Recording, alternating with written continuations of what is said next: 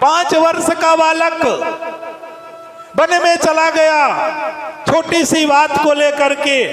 नीति और सुनीति सब जानते होंगे, नीति और सुनीति।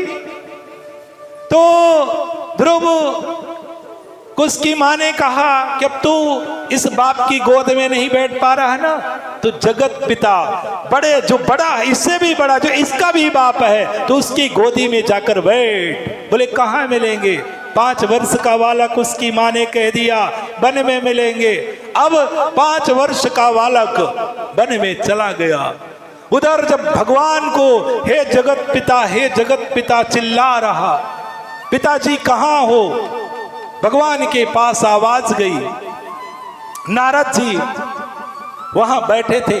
अब इधर जब आवाज जा रही, पिताजी हे जगत पिता कहाँ हो? कहाँ? वो पूरे जंगल में 5 वर्ष का बालक चिल्लाता हुआ फिर रहा था। भगवान के पास आवाज गई। नारद जी भी बैठे थे।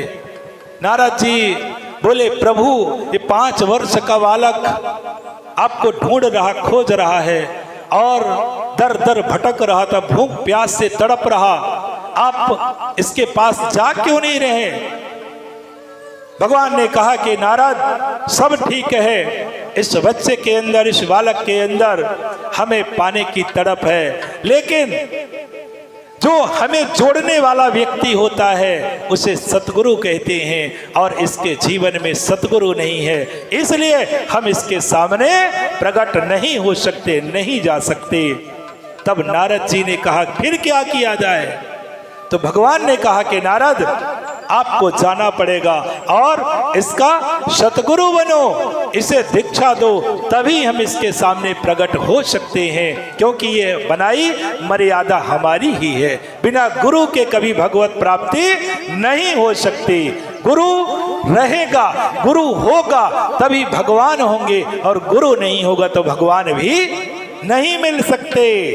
तो नारद जी आते हैं ध्रुव के पास और कहते हैं कि बेटा तू अभी छोटा है, चल भाग, चल अंदर चल, घर चल, तुझे पहुंचा देते हैं घर, तुझे घर छोड़ देते हैं, तुझे घर पहुंचा देते हैं,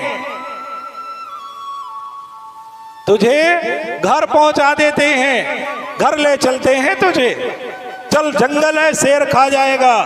5 वर्ष का बालक ध्रुव कहता है नारद जी हमें डराओ मत, हमें भगवान से मिलने के लिए बताओ क्या करना पड़ेगा, हमें करना क्या पड़ेगा बताओ। उस समय नारद जी ने ध्रुव को दीक्षा में मंत्र प्रदान करते हैं और ध्रुव बैठ करके उस मंत्रों का जाप करते हैं। अंत में सब जानते हैं भगवान श्री हरि विष्णु को साक्षात ध्रुव के सामने प्रकट होना पड़ा। ये होता है गुरु आज्ञा पालन करने का महत्व।